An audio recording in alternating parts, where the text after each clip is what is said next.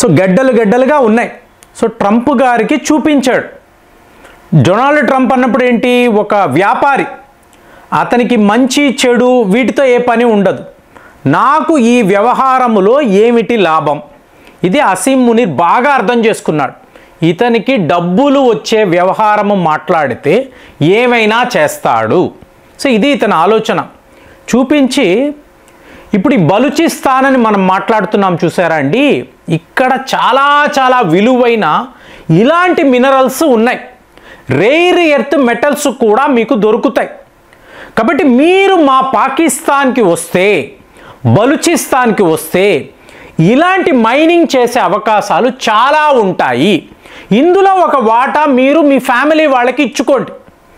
ఇప్పుడు మేము అదే కదా చేస్తున్నాం. ఇప్పుడు అసీం మునీర్ ఏం చేశారండి, తన ఫ్యామిలీని అంతా కూడా యూరోప్ పంపించేశాడు. సో అక్కడ ఒక మంచి భవనము, వాళ్లకు కంఫర్టబుల్ లైఫ్. షాబాజ్ షరీఫ్ ఏం చేశాడు, మొత్తము ఫ్యామిలీని లండన్ పంపించేశాడు. అంటే ముందు మా ఫ్యామిలీ సేఫ్గా ఉండాలి, తరువాత ఈ పాకిస్తాన్ దోపిడి, ఈ దేశాన్ని ఎలా వాడుకోవాలి, ఇక్కడ ఏమేమి ఉన్నాయి. సో ఇప్పుడు ట్రంప్ గారికి కూడా సరిగ్గా ఇదే చెప్తున్నాడు, పాకిస్తాన్ని నేను అమ్మేస్తున్నాను, మీకు ఏ భాగము కావాలో కొనుక్కోండి.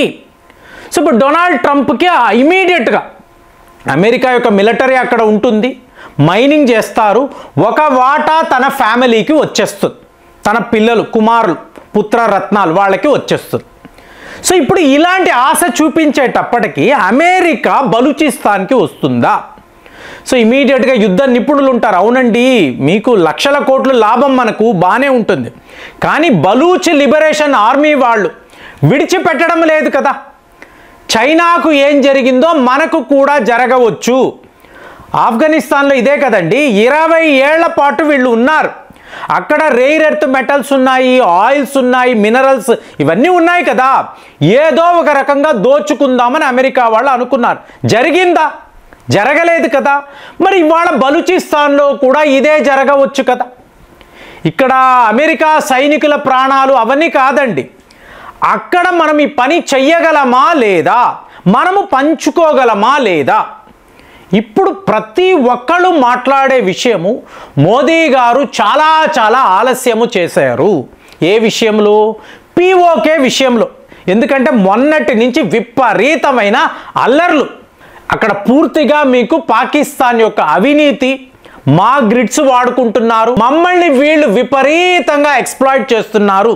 రోడ్ల మీదకి వచ్చి ఆ నదులు ఉంటాయి చూసారా, ఆ నదులలో పెద్ద పెద్ద కంటైనర్స్ని విసిరివేస్తున్నారు. ఎవరు? పీఓకే ప్రజలు. సో అక్కడ ఆర్ధనాదాలేంటి? కాశ్మీర్, కాశ్మీర్ మమ్మల్ని భారత్తో కలిపేయండి. మరి ఇప్పుడు మోదీ చెయ్యాలి కదండి, వెళ్ళి పీఓకేలో ఒక మిలిటరీ యాక్షన్ తీసుకొని వాళ్లను కలిపేయాలి కదా. ఎందుకు ఈ పని చెయ్యడం లేదు? ఇక్కడే మనం గమనించాలి.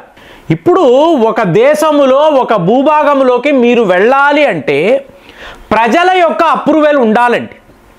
మరి వాళ్ళే రమ్మంటున్నారు కదా, మేము మీతో కలిసిపోతాము, ఈ కాశ్మీర్ గేట్ను ఓపెన్ చేయండి వాళ్ళు చెప్తున్నారు కదా. అంటే వాళ్ళకి పాకిస్తాన్ మీద ఉండే కోపం, పాకిస్తాన్ ప్రభుత్వము మీద ఉండే కోపముతో ఇలాంటి స్లోగన్స్, ఇలాంటి ప్రొటెస్ట్లు. రేపు ఇన్ని లక్షల మంది కాశ్మీర్ దాకా వచ్చారు అనుకోండి, అక్కడ నివసించే ప్రజల పరిస్థితి ఏమిటి? అంతే కదా. ప్రజలు ఏమంటారు, బాబు ఇంతంత మంది వస్తే ఇక్కడ మాకు వనరులు లేవు, ఆహారం, ఫుడ్ షార్టేజ్ వస్తుంది కదా, కుదరదు. అంటే సొంత ప్రజలనే అక్కడ ప్రజలు ఆపుతారు. అలాంటప్పుడు భారత్ ఏం చెయ్యాలి? ఎప్పుడైనా చెప్తున్నాను, ఇక్కడ ఆఫ్ఘనిస్తాన్ అన్నప్పుడు వార్ ఆన్ టెర్రర్ అని వీళ్ళు వచ్చారండి, నాటో దళాలు వచ్చి దిగారు. వీళ్ళు చూడని విషయం ఏంటి, ఇక్కడ ఒక యుద్ధము, తుపాకులు, ఆయుధాలు, అస్త్రాలు, డ్రోన్లు, మిజైళ్ళు ఇవి కాదండి. అక్కడ గ్రామాలు ఉంటాయి, ప్రజలు ఉంటారు, పిల్లలు, మహిళలు ఉంటారు. వీళ్లతో 20 ఏళ్ల పాటు మీరు సావాసం చెయ్యాలి. ఎలా కుదురుతుంది? కుటుంబాలు ఉంటాయి కదా. ఇప్పుడు బలూచిస్తాన్ అంటారు, బలూచిస్తాన్లో మైనింగ్ అంటారు, అక్కడ మరి గ్రామాలు ఉంటాయి కదా, ప్రజలు ఉంటారు. వాళ్ళు ఎందుకు ఒప్పుకుంటారు? మిమ్మల్ని ఎందుకు ఒప్పుకుంటారు? కాబట్టి ఇవాళ పీఓకేలో ప్రజలు మోదీ గారు రండి, మమ్మల్ని కాపాడండి అన్నినా కూడా మనం ఎందుకు వెయిట్ చేస్తున్నాం? మనం ఎందుకు వెయిట్ చేస్తున్నాము అంటే మీకు పీఓకేలో ఉండే తీవ్రవాదులు. ఇప్పుడు మీరు ఒక మిలిటరీ యాక్షన్ తీసుకున్నారండి, మీరు ఇళ్ళకి వెళ్ళి ఎక్కడ తీవ్రవాదులు దాక్కున్నారో చూడాలి కదా. ఇది అక్కడ ప్రజలే ఇష్టపడరు. అంటే వాళ్ళు ఏం చెయ్యాలి, మా పీఓకేలో తీవ్రవాదులు ఉండకూడదు. ఇది కుదురుతుందా? పాకిస్తాన్ ఆర్మీయే తీవ్రవాదులకు సపోర్ట్. వాళ్ళకి మొత్తం వీళ్ళే కదా ఇస్తారు, డబ్బు ఆయుధాలు అన్నీ వీళ్ళే కదా ఇస్తారు. ముందు దాని మీద ఒక పోరాటము అనేది జరగాలి. బలూచిస్తాన్లో చైనా వాడు వచ్చాడండి, మీకు బెల్ట్ అండ్ రోడ్ ఇనిషియేటివ్ అన్నాడు, $60 బిలియన్ ఖర్చు పెట్టాడు. జరుగుతుందా? మీకు ఒక 10 కిలోమీటర్ల ప్రాజెక్టులు వాళ్ళు చేయగలుగుతున్నారా? లేదు. ఎందుకు? ప్రజలు, బలూచిస్తాన్ లిబరేషన్ ఆర్మీ కలిసి ఇంతంత పెద్ద లెవెల్లో పోరాటాలు చేస్తున్నారు.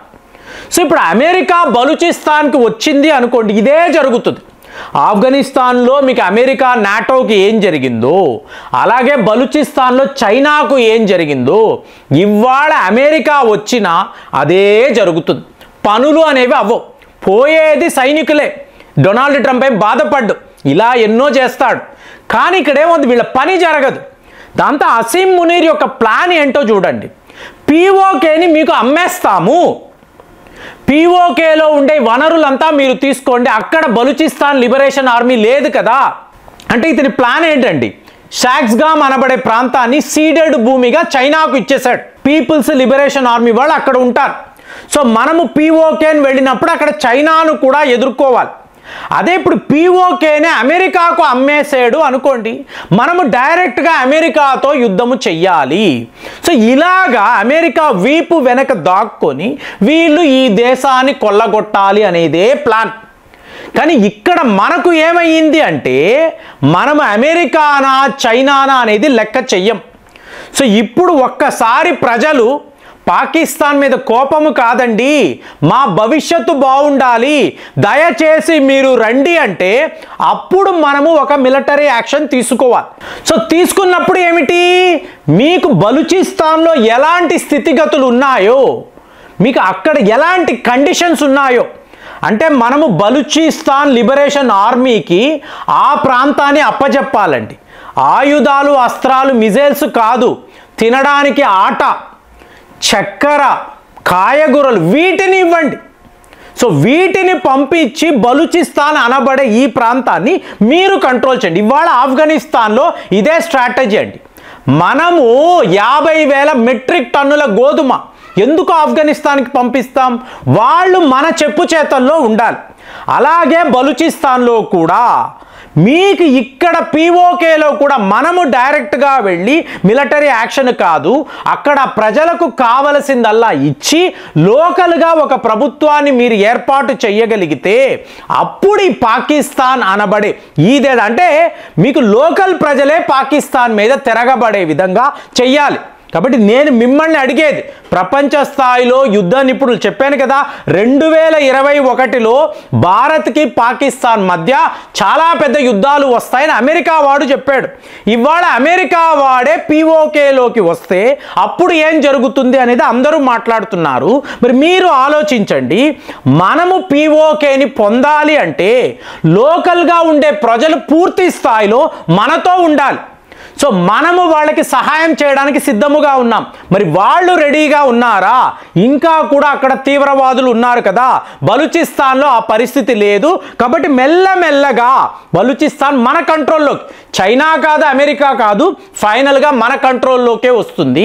ఆఫ్ఘనిస్తాన్ పరిస్థితి కూడా అదే.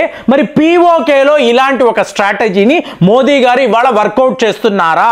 భారత్ యొక్క మిలిటరీ యాక్షన్ అనేది ఎందుకు ఇంకా పూర్తి స్థాయిలో లేదు అంటే ప్రజలు ఇంకా అక్కడ సిద్ధముగా ఉన్నారా? చూడండి, పాకిస్తాన్ వాడి ప్లాన్, తన పాకిస్తాన్ని ముక్కలు ముక్కలుగా అమెరికాకు, చైనాకు అమ్మేయాలి.